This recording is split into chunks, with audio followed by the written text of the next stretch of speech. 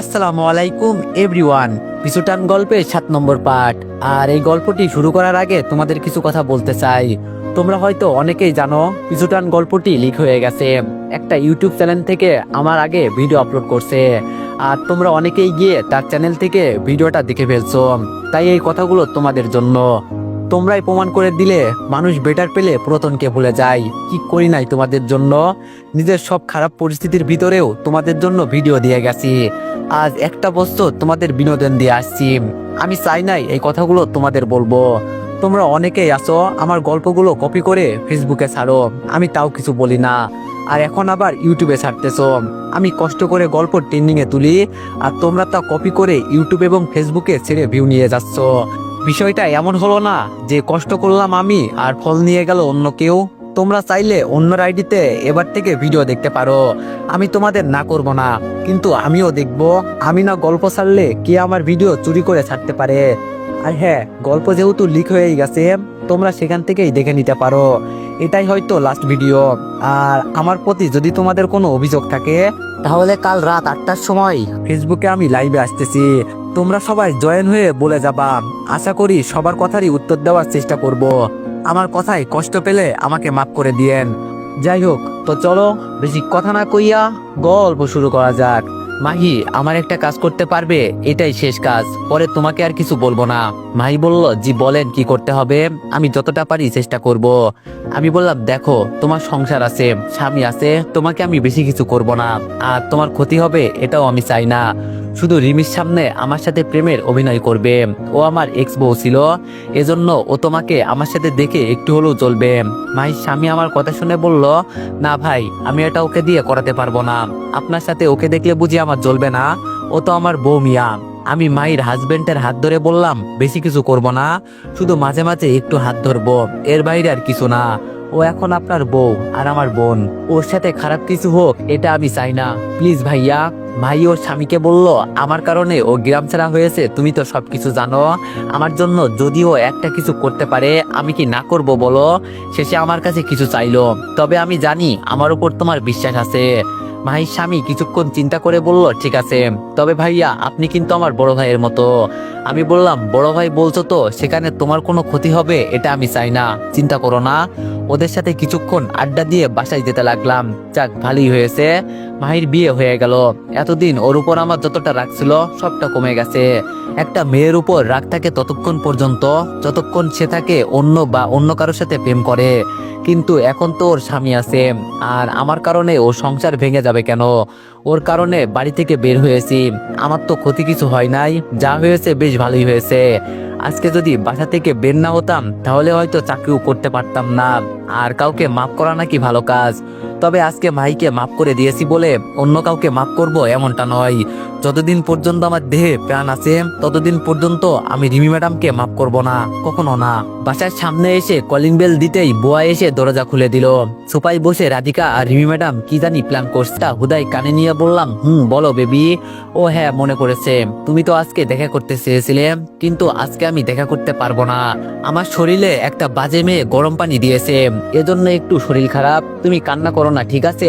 আমি ঠিক হয়ে যাব। তাহলে রাখি বেবি, কেমন? ফোনটা কেটে পিছনে তাকিয়ে দেখি রাধিকা আর রিমি ম্যাডাম আমার দিকে তাকিয়ে আছে।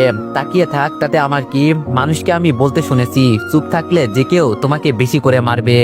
এই পৃথিবীতে চলতে গেলে নরম হওয়া যাবে না। একজন তোমাকে 2টা থাপ্পড় দিলে তুমি তাকে একটা চড় হলেও দিতে তো পারবে। আর যদি সেটাও না দিতে পারো তাহলে তোমাকে ওরা একসময় মেরে ফেলবে। অনেক সহ্য করেছি, আর না, যতটা সম্ভব এখন থেকে আমিও দেখিয়ে দিব আমি কি জিনিস। রুমে গিয়ে বসতে রাধিকা এসে দরজা বন্ধ করে আমার সামনে দাঁড়িয়ে বলল, তোর আবার গার্লফ্রেন্ড হলো কবে থেকে? আমি রাধিকার কথা শুনে কিছু বললাম না, কাপড় চেঞ্জ করতে লাগলাম। রাধিকা আবার বলল, সকালে আমি কি তোরে ইচ্ছে করে রেখে গেছি? তোরে কতক্ষণ ডেকেছি? তুই বুয়াকে জিজ্ঞেস করিস, আমার সাথে কেন তুই কথা বলিস না, বল আমি কি করেছি? আমি বললাম, তোর উপর আমার কোনো রাগ নেই। রাধিকা বলল, তাহলে আমার সাথে কথা বলিস না কেন? আমি বললাম, আমার ভালো লাগে না, এজন্য বলি না। রাধিকা আমার হাত ধরে বলল, প্লিজ তুই কিছু মনে করিস না, আমার ভুল হয়ে গেছে, ম্যাডাম আমাকে টেনে নিয়ে গিয়েছিল। আমি বললাম, ভালো, ম্যাডামের কাছে যা তো। রাধিকা বলল, প্লিজ রিফাত, আমার ভুল হয়ে গেছে, মাফ করে দে। আমি বললাম, আচ্ছা ঠিক আছে, বাদ দে। রাধিকা বলল, তুই কার সাথে কথা বলে ঢুকলি? বাবু বললি কাকে? আমি বললাম, আমার মাথা শুয়ে কসম খেয়ে বল তুই কাউকে কিছু বলবি না। রাধিকা আমার মাথায় হাত দিয়ে বলল, এই যে তোর মাথায় হাত দিয়ে বললাম আমি কাউকে কিছু বলবো না। আমি মাহির সম্পর্কে ওকে সবকিছু বললাম। সব শুনে রাধিকা বলল, সত্যি তোর মনটা অনেক ভালো, এত কিছু হওয়ার পরেও তুই ওকে মাফ করে দিলি। আমি বললাম, কি করব তুই বল, ওদের কি আমি শাস্তি দিব? মাহির এখন বিয়ে হয়েছে, যদি এখন ওকে আমি শাস্তি দিই তাহলে ওর সংসারটা ভেঙে যাবে, আর এটা আমি কখনো চাই না। রাধিকা বলল, সবকিছু বুঝলাম, তোর মন যা চাই তাই কর, তবে দেখিস আবার উল্টাপাল্টা কিছু করিস না। আমি বললাম, আর কত সহ্য করব বল, দেখ আমার পিঠের অবস্থা। রাধিকা মাথা নিচু করে বলল, আমি জানি তোর সাথে কিছু একটা হয়েছে, কিন্তু ম্যাম যে এমন কিছু করবেন আমি ভাবতেও পারি নাই। আসার সময় ওষুধ কিনে নিয়ে আসছিলাম। আমি রাধিকার হাতে মলমটা দিয়ে বললাম, একটু পিঠে দিয়ে দে, এখন একটু ঘুমাবো। আমার কথা মতো রাধিকা তাই করলো। রাধিকা রুম থেকে বের হওয়ার আগে বলে গেল, সবকিছু আমি রেডি করে রাখবো, তুই কিন্তু রেডি হয়ে থাকবি সকালে। রাধিকা চলে যাওয়ার পর আমি ঘুমিয়ে গেলাম। রাতে আমি আর রুম থেকে বের হয় নাই। রাধিকা রুমে খাবার দিয়ে গিয়েছিল। আমি বলছি না, আমি রিমি ম্যাডামের মুখটা পর্যন্ত দেখতে চাই না। রাতে খাবার খেয়ে ঘুমিয়ে গেলাম। সকালে ঘুম ভাঙলো ফোনের শব্দে। আমি ফোন রিসিভ করে বললাম, কে? ওপাশ থেকে দূরে দূরে চিৎকার দিয়ে বলছে, কুত্তা, 1 ঘন্টা ধরে তোরে ডাকছি, সবাই রেডি হয়ে অপেক্ষা করছে তোর জন্য, আর তুই এখনো ঘুমাস, তাড়াতাড়ি রেডি হ বলছি। আমি বললাম, রাধিকা আমি যাব না, তুই যা, আর আমি রিমি ম্যাডামের সাথে কোথাও যেতে চাই না। রাধিকা বলল, দেখ রিফাত, এমনি অনেক দেরি হয়ে গেছে, প্লিজ এমন কিছু করিস না। ম্যাডাম বলছে অফিসের একজন কেউ না গেলে তিনি বাস ছাড়বেন না, যেতে হবে মানে যেতে হবে। আমি বললাম, আমি যাব না, ওনার সাথে বলে দে। রাধিকা বলল, প্লিজ বন্ধু আমার, এভাবে বলিস না, আমি তোর পায়ে পড়ি, আমার জন্য চল। আমি বললাম, যাব না, যা। রাধিকা বলল, তুই দরজা খুলে রেডি হ প্লিজ। ফোন কেটে দিয়ে দরজা খুলে দিলাম। রাধিকা অনেক বোঝানোর পর রেডি হলাম, আর আমার ব্যাগ রাধিকা আগে থেকেই রেডি করে রাখছিল। ও জানতো যে আমি যেতে রাজি হব না। রেডি হয়ে বাসা থেকে বের হতেই রাধিকা বলল, তুই তো ম্যাডামকে খারাপ বলিস, দেখ ম্যাডাম আমাদের যাওয়ার জন্য গাড়ি পাঠিয়েছে। আমি বললাম, ভালো তো, তাহলে তুই যা গাড়ি দিয়ে। রাধিকা বলল, তুই যা মানে আমি কি একা যাব নাকি, সাথে তুইও যাবি? আমি বললাম, আমি যদি মরেও যাই তাও আমি ম্যামের গাড়িতে যাব না। রাধিকা বলল, দেখ রিফাত, মজা করিস না, এমনি অনেক সময় চলে গেছে, সবাই আমাদের জন্য দাঁড়িয়ে আছে। আমি বললাম, দাঁড়িয়ে আছে, দাঁড়িয়ে থাকবে, একজন মানুষের দেরি তো হতেই পারে। রাধিকা বলল, দেখ কথা বলে এখন সময় নষ্ট করা যাবে না, তুই গাড়িতে উঠতো। আমি গাড়ির দরজা খুলে দিয়ে বললাম, তুই ওঠ আগে। রাধিকা গাড়িতে উঠতেই আমি গাড়ির দরজা লাগিয়ে বললাম, তোর কি মনে হয় আমি রিমি ম্যাডামের গাড়ি দিয়ে যাব? আমি যদিও মরে যাই তাও তো যাব না। ড্রাইভার তুমি ওকে নিয়ে যাও তো, আমি আসছি। এই কথা বলে ড্রাইভার চলে গেল। আমি একটা রিক্সা নিয়ে অফিসের উদ্দেশ্যে রওনা দিলাম। অফিসের সামনে যেতে যেতে অনেকটাই দেরি হয়ে গেল। গিয়ে দেখি সবাই আমার জন্য দাঁড়িয়ে আছে। আমি রিক্সা থেকে নামতেই রিমি আমার দিকে এগিয়ে এসে বলল, এই ছোট লোকের বাচ্চা, তুই নিজেকে কি মনে করিস? তোর জন্য সবাই 1 ঘন্টা ধরে দাঁড়িয়ে আছে, যদি যাওয়ার ইচ্ছা হয় তো যাবি, নইলে তোর মতো ছোট লোক গেলেই কি আর না গেলেই কি, অযথা আমাদের 1 ঘন্টা নষ্ট করলি। সবার সামনে রিমি ম্যাডাম আমাকে ছোট লোকের বাচ্চা বলল, তাও আমি কিছু বললাম না, চুপ করে দাঁড়িয়ে আছি। সবাই আমার দিকে তাকিয়ে আছে। সবাই হয়তো এটা চিন্তা করছে আমার চাকরি চলে যাবে দেখে আমি ওনাকে কিছু বলছি না। আজকে যদি আমি কাগজে সাইন না করতাম তাহলে কোন দিন ওনাকে লাথি মেরে চলে যেতাম। সাইন করে তো ফেসে গেছি। থাক, এইসব কথা এখন আমি আর না বলি। আমাকে অপমান করছে, আমার শরীরের কোনো অংশ তো আর কমে যায় নাই। বলতে থাকুক না, দেখি কতক্ষণ পর্যন্ত বলতে পারে। আমি দাঁড়িয়ে আছি দেখে ম্যাডাম আবার বলল, কিরে ছোট লোকের বাচ্চা, তোর কি যাওয়ার ইচ্ছা আছে নাকি, নাকি তুই আমাদের আরো 1 ঘন্টা লেট করাবি? এটা মনে রাখিস, তোর থেকে কিন্তু সময়ের দাম আছে। কোথা থেকে যে আসে ওরা, এটাই আমি বুঝি না। ওদের তো দেখতেই মন চায় না, আমার ঘৃণা করে একদম, চিচি ছোট লোকের বাচ্চা। আমাকে যা কিছু বলতো আমি না হয় সহ্য করে নিতাম, কিন্তু আমার বাবা মাকে নিয়ে কথা বলছে, এজন্য আমি রেগে বললাম, ম্যাডাম ছোট লোকের বাচ্চা বলবেন না কিন্তু, নইলে কিন্তু খারাপ হবে। রিমি ম্যাডাম আমার দিকে চোখ গরম করে তাকিয়ে বলল, তাই না কি রে ছোট লোকের বাচ্চা, কি করবি তুই আমার? আমার রাগ দেখে আবির দৌড়ে এসে আমাকে আটকিয়ে বলল, রিফাত থাম বলছি, কি করিস তুই? আমি বললাম, আবির তুই আমাকে ছাড়, ওই শালির বাচ্চা শালি আমাকে ছোট লোক বলে। ওই হালি, তোর কিসের এত অহংকার রে? আমার আসল রূপ তো দেখিস নাই। এমন কিছু করব না, সমাজে আর মুখ দেখাতে পারবি না। তোরে যদি আমি এখান থেকে তুলে নিয়ে যাই, কি আটকাবে রে? তোর কোন বাপ আছে তুই তারে ডাক দে। কি আর করবি, আমার চাকরিকে আমাকে জেলে দিবি? শর্ত অনুযায়ী যদি তুই আমাকে জেলে দিস, অন্তত পুলিশটা আমাকে তোর মতো অপমান করবে না। হয়তো একবেলা লাঠি দিয়ে মারবে, তাও তো অপমান করবে না। তুই যদি আমাকে একটা চড় দিতি, তাও আমি কিছু বলতাম না, কিন্তু আমার বাবা মার নাম ধরে গালি দিলি। আমার বাবার গ্রামে যা আছে তোর তো মনে হয় এক কোনাও নাই।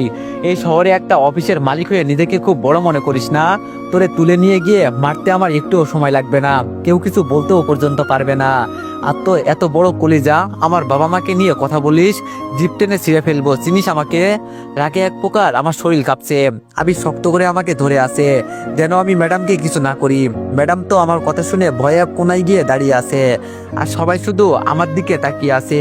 কেউ ভাবতেও পারে নাই যে আমি এতটা রেগে যাব। আবির আস্তে করে বলল, বাদ দে বন্ধু, উনি হয়তো বুঝতে পারে নাই। আমি বললাম, কে বুঝতে পারে নাই? উনি বুঝতে পারে নাই তোরে কে বললো? উনি তো সুযোগ পেলে আমাকে একদিন মেরেই ফেলবে দেখিস, আর বলিস বুঝতে পারে নাই। আবির বলল, রিফাত প্লিজ রাগ করিস না, চল, সবাই আমাদের দেখছে।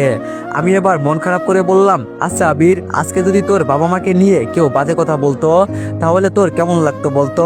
আবির বলল, তোর বিষয়টা আমি বুঝতে পারছি, ম্যাডামের পক্ষ থেকে আমি সরি বলছি, বাদ দে প্লিজ। আবিরের হাত ছাড়িয়ে বললাম, তোরা যা, আমি যাব না।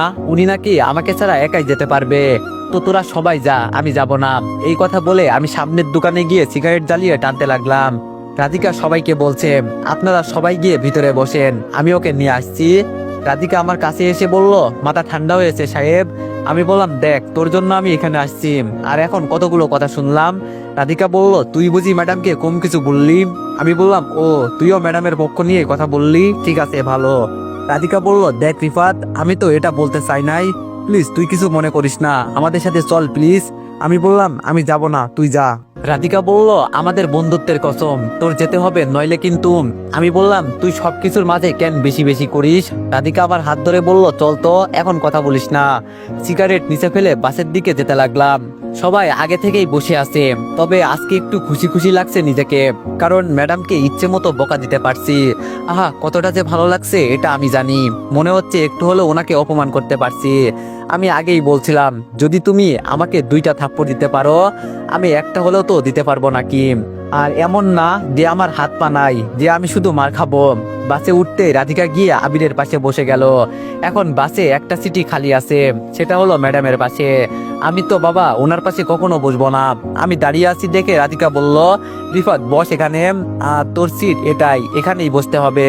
রাধিকার দিকে চোখ লাল করে বললাম, তোরে একবার একা পাই আমি, পরে দেখিস আমি তোর কি অবস্থা করি। আমি বসছি না দেখে ভাবি সামনে থেকে আমাকে দেখে বলল, কি মিয়া, বসতে কি লজ্জা পাচ্ছ? মনে হচ্ছে যেন তুমি নতুন জামাই, দাঁড়িয়ে আর কতক্ষণ থাকবে, বসে পড়ো। কি আর করব, বিপদে পড়েছি যেহেতু বসতে তো হবেই। কোনো উপায় না পেয়ে আমি রিমি ম্যাডামের পাশে গিয়ে বসলাম। উনি ওনার মতো ফোনে বিজি আছেন। আমার ডান পাশে বসেছে আবির আর রাধিকা। রাধিকা জানালার পাশে চলে গেল, আবির এক পাশে, আমি এক পাশে। আমি চুপচাপ বসে আছি, কেন যেন আনইজি ফিল লাগছে আমার। তবে যতটা সম্ভব আমি ম্যাডামের থেকে দূরত্ব বজায় রেখেছি। ম্যাডামকে কিছুক্ষণ আগে যেগুলো বলছি না, আজকে থেকে 2-3 দিন হয়তো আমার সাথে উনি আর কথাই বলবেন না। কেউ কিছু বলছে না দেখে আমি বললাম, কি আবির, কিছু বল, এভাবে বসে থাকে কি ভালো লাগছে? আবির বলল, তাই রে, তো বল তুই কেমন আছোস? আমি বললাম, হালা এইসব বলতে বলছি তোরে। আবির বলল, ধুর, তাহলে কি বলবো তো বল। আমি বললাম, না ভাই, তোর কিছু বলতে হবে না, এভাবেই মরার মতো বসে থাক। আবির বলল, আচ্ছা রিফাত, তোরে ব্যক্তিগত একটা প্রশ্ন করি। আমি বললাম, আমার ব্যক্তিগত বলতে কিছু নাই, তুই যা ইচ্ছা তাই বলতে পারিস, আমি উত্তর দেওয়ার চেষ্টা করব। আবির বলল, তোর কি গার্লফ্রেন্ড আছে? এই তো, আবির জায়গা মতো প্রশ্ন করেছে। আমি তো এটাই চেয়েছিলাম। মাইকে দিলাম একটা মিস কল, আসার সময় মাইর নম্বর নিয়ে এসেছি। ওকে এটা বলে আসছি যে যখন আমি মিস কল দিব, তখন মনে করবে আমি ম্যাডামের সাথে আছি, তখন কষ্ট করে তুমি একটু কল দিয়ে এই বাবু টাবু বলবে, আর কিছু না। আমি সবকিছু আগে থেকেই রেডি করে আসছি। আবির আবার বলল, কিরে রিফাত, বল বল, তোর গার্লফ্রেন্ড আছে নাকি? নাকি এই কথা শুনে লজ্জা পেলি? আমি বললাম, আরে বেডা, লজ্জার কি আছে, এটা বলতে কি লজ্জা লাগবে? এর মাঝেই মাই কল দিল। আমি হাসি দিয়ে বললাম, দেখলি আবির, তুই বলতে না বলতেই আমার গার্লফ্রেন্ড কল দিল। আবির বলল, কি কস, তোর আবার গার্লফ্রেন্ড আছে? আচ্ছা ঠিক আছে, কল লাউড স্পিকারে দে শুনি তো। আমি ফোন রিসিভ করে লাউড স্পিকারে দিতেই ওপাশ থেকে মাহি বলল, আমার বাবুটা কেমন আছে? আমি বললাম, এই তো বাবু, ভালো আছি, তুমি কেমন আছো? মাহি বলল, আমি ভালো নেই, শুনলাম আজকাল নাকি কোনো মেয়ে তোমাকে অত্যাচার করে। ইস, ওকে যদি আমি হাতের কাছে পেতাম, ঠাস ঠাস করে গালে 2টা দিতাম। আমি বললাম না বাবু, এমন করা লাগবে না। ভাই বলল, এই তুমি এখন কোথায় যাচ্ছ মনে হচ্ছে, গাড়ির শব্দ কেন শোনা যাচ্ছে? আমি বললাম, আসলে বেবি আমরা সুন্দরবন যাচ্ছি পিকনিকে, তোমাকে তো বলতেই ভুলে গেছি, সরি বেবি। হঠাৎ করে রিমি ম্যাডাম দাঁড়িয়ে বলল, সবাই মনোযোগ দিয়ে শোনেন, আমরা এখন এক জায়গায় যাচ্ছি, এখানে কোনো প্রেম টেম করার জায়গা না। চলাচলের সময় আমরা সবাই মজা করব, কিন্তু এখানে কেউ প্রেম করতে পারবে না, ঠিক আছে? মনে থাকবে আমার কথা। ম্যাডামের কথা শুনে সবাই বলল, জি ম্যাডাম। ম্যাডামের কথা শুনে আমি কল কেটে দিলাম। যাক, একটু হলো তো শরীরে চালাতে পারছি, মাত্র তো শুরু ম্যাডাম, সামনে দেখেন আপনার কি অবস্থা করি। আমি কল কেটে দিতেই আবির বলল, তোর গার্লফ্রেন্ডকে নিয়ে আসতি তাহলে তো মজা করতে পারতিম, আবার ওকে মনে হয় তুই বলে আসিস নাই। আমি বললাম, আরে বলার সময় পাই নাই তো, রাধিকা টেনে নিয়ে আসলো। আবির বলল, থাক বাদ দে, এই বিষয়ে কথা না বলাই ভালো মনে করি আমি। আমি বললাম, আমরা এখন আর কোনো কথা বলছি না, চুপচাপ বসে আছি, বসে থাকতে আর ভালো লাগছে না, এজন্য নিজের সিটে একটু দাঁড়ালাম। কিছুক্ষণ দাঁড়িয়ে থাকতেই হঠাৎ করে ড্রাইভার বা জায়গা মতো ব্রেক করলো, যার কারণে আমি সরাসরি ম্যাডামের কোলের উপর গিয়ে পড়লাম। আর রিমি ম্যাডামের কোলের উপর পড়তেই উনি আমাকে সরিয়ে আমার গালে দুইটা চড় দিয়ে বলল, লুচ্চামি করতে কি এখানে এলি? তোর তো স্বভাব চরিত্র ভালো, যে কখন কই সুযোগ পাস আর তার উপর ইচ্ছে করে পড়িস, তোরা যে কাজে কামে ছোট লোক তা প্রমাণ করলি। আর শরীর থেকে তো ঘামের গন্ধ আসছে, বসে থাকতে পারছি না, বুঝি না এইসব বিপদ যে কেন ছাতে নিয়ে আসলাম। এই রাধিকা, তুমি এখানে এসে বসো তো, ওর মতো লুচ্চা ছেলের সাথে আমি বসতে চাই না, শুধু সুযোগ খুঁজে যে কখন কি করতে পারবে। এটা যদি বাসনা হতো তাহলে তোরে আমি জন্মের শিক্ষা দিয়ে দিতাম। আর রাধিকা, ওকে একটা বডি স্প্রে কিনে দিও তো, ছোট লোক তো এজন্য টাকা নাই। এখন আমি কিছু বললাম না, সত্যি অপরাধ করে ফেলেছি আমি। উনার উপর যদি আমি না পড়তাম তাহলে আর উনি আমাকে এত কিছু বলতে পারতেন না। তবে এখন আর আমার বাবা মাকে নিয়ে কিছু বলে নাই, জানে এখন কিছু বললে যে আমি কি করব। রাধিকা উঠে ম্যাডামের পাশে বসলো আর আমি উঠে আবিরের পাশে বসলাম। আবিরের পাশে বসতে আবির বলল, মন খারাপ করিস না রিফাত, আর তুই ওনার উপরে পড়তে গেলি কেন? জানিস না উনি কেমন মানুষ? আমি বললাম, আরে বেটা, আমি কি ইচ্ছা করে পড়েছি নাকি? কি কারণে গাড়ি ব্রেক করেছে তখন আমি উল্টা বাজি দিয়ে পড়ে গেলাম, আমি তো আর ইচ্ছা করে পড়ি নাই। আবির বলল, আমরা দেখছি যে তুই ইচ্ছে করে পড়িস নাই, কিন্তু উনি তো মনে করছে তুই ইচ্ছে করে ওনার উপরে পড়লি। আমি বললাম, ওই যে বলে না, কপালে যদি বিপদ লেখা থাকে তাহলে সেটা কোনোভাবে হলেও আসবে, থাক, দোষ ছিল আমার, এজন্য কিছু বলি নাই। আবির বলল, একটা কথা আমার খুব জানতে ইচ্ছা করছে আর আমার সন্দেহ হয়। আমি বললাম, কি বল শুনি। আবির বলল, আমার মনে হচ্ছে ম্যাডামের সাথে তোর পুরাতন কোনো শত্রুতা আছে, যার কারণে উনি তোর উপর প্রতিশোধ নিচ্ছেন। অতীতের কোনো কথা কাউকে বলা যাবে না, থাক, এগুলো বলে এখন আর কি হবে। আমি আবিরের কথা শুনে বললাম, না রে, তেমন কিছু না, আর উনাকে তো আমি অফিসে প্রথম দেখছি, জানি না উনি কেন আমার সাথে এমন করেন। আবির বলল, কিন্তু আমার তো মনে হচ্ছে। আমি বললাম, এখানে কোনো কিন্তু নাই, তুই বেটা এত সন্দেহ করিস কেন বলতো? আর তাছাড়া উনি আমাকে কোনো এক কারণে আটকে রাখছে, তোরে আমি পরে বলবো নি। আবির বলল, তো তোরে আমি কি বলছিলাম, এখানে কিন্তু তো একটা আছেই। আমি বললাম, আবির তুই একটু বস, আমি ড্রাইভারের সাথে একটু কথা বলে আসি। আবির বলল, ওখানে গিয়ে আবার কি করবি? আমি বললাম, দরকার আছে দেখেই তো যাব, তুই বস, আমি আসছি। আবিরকে বসিয়ে আমি ড্রাইভারের কাছে চলে গেলাম। ড্রাইভারের পাশে বসে বললাম, মামা আমাকে একটা হেল্প করতে পারবেন? ড্রাইভার আমার দিকে তাকিয়ে বলল, কিভাবে হেল্প করব বলেন শুনি। আমি বললাম, সামনে হাঁসের ঘরগুলো দেখতে পাচ্ছেন, ওখানে তো মনে হয় শুধু হাঁস আর হাঁস। ড্রাইভার বলল, দেখতে পারছি, আমাকে কি করতে হবে তাই বলেন। আমি ড্রাইভারের হাতে একটা 1000 টাকার নোট দিয়ে বললাম, আমার জন্য দুইটা কাজ করতে হবে। একটা হলো, সামনে হাঁসের একটা ঘর দেখা যাচ্ছে, ওর একটু পিছনে গাড়ি থামিয়ে বলবেন গাড়িতে একটু সমস্যা হয়েছে, আধা ঘন্টার মতো লাগবে ঠিক করতে। আর বর্তমানে এই একটা কাজই করেন, পরেরটা পরে বলবো। ড্রাইভার বলল, আচ্ছা ঠিক আছে মামা, আপনি গিয়ে বসেন, আমি দেখছি, নইলে ম্যাডাম আবার সন্দেহ করবে আমাকে। আমি আচ্ছা বলে আমি আমার সিটে যেয়ে বসলাম। তখন ভাবি বলল, কি খবর রিফাত? আমি বললাম, ভাবি আপনি কিন্তু মানুষ ভালো না, ভাবছিলাম আপনার পাশে বসে যাব, আপনি আর আমি প্রেম করব, কিন্তু তা আর হলো না। ভাবি বলল, ও সরি, আমার ভুল হয়ে গেছে, মনে ছিল না, ইস কি ভুলটাই না করলাম। আমি বললাম, ধুর ভাবি, আপনি আর কথাই বলবেন না। আমি আবিরের পাশে গিয়ে বসতেই ড্রাইভার বাস থামিয়ে বলল, ম্যাডাম গাড়িতে একটু সমস্যা হয়েছে, গাড়ির ব্রেক বেশি কাজ করছে না, এজন্য একটু ঠিক করে নেই, বেশি না আধা ঘন্টা মতো লাগবে। সবাই একটু নেমে দাঁড়ান। আমি মুচকি হাসি দিয়ে বললাম, এই তো কাজ হয়েছে, এখন আমার খেলা সবাই দেখতে পারবে। আহা, কতটা যে ভালো লাগছে আমার বলার বাইরে। গাড়ি থেকে নামতে নামতে বললাম, আবির চল এখানে পিকনিক করে ফেলি। সুন্দরবন গিয়ে আর কি করব বল? আবির বলল, ধুর, এত বড় একটা সুযোগ পেয়েছি, এখন এখানে পিকনিক করব? এসব কিসের গন্ধ আসছে নাকে? আমি হাসতে হাসতে বললাম, শালা নাম তুই, তোরে এইসব খাওয়াবো। রিমি ম্যাডাম গাড়ি থেকে নামতেই বলল, ইস কি গন্ধ, তারই পাশে শুধু হাঁসের পটি। ওয়াক থু, এখানে কি গাড়ি থামানোর দরকার ছিল? আর একটু দূরে গেলে কি এমন হতো? গন্ধে তো থাকাই যাচ্ছে না। এই ড্রাইভার তাড়াতাড়ি করো, নইলে এইসবের গন্ধে মারাই যাবো এখানে, পরে আর সুন্দরবন যাওয়া লাগবে না। ম্যাডামের কথা শুনে রাধিকা বলল, নেন ম্যাডাম টিস্যু, আপনার কিছু হলে পরে আমরা আর যেতে পারবো না, আগে আপনাকে সুস্থ রাখতে হবে আমাদের। কি দরদ ম্যাডামের জন্য। দাঁড়া, তোরে সহ ম্যাডামের 12টা বাজাবো আমি। 1000 টাকা কি হুদাই দিয়েছি আমি?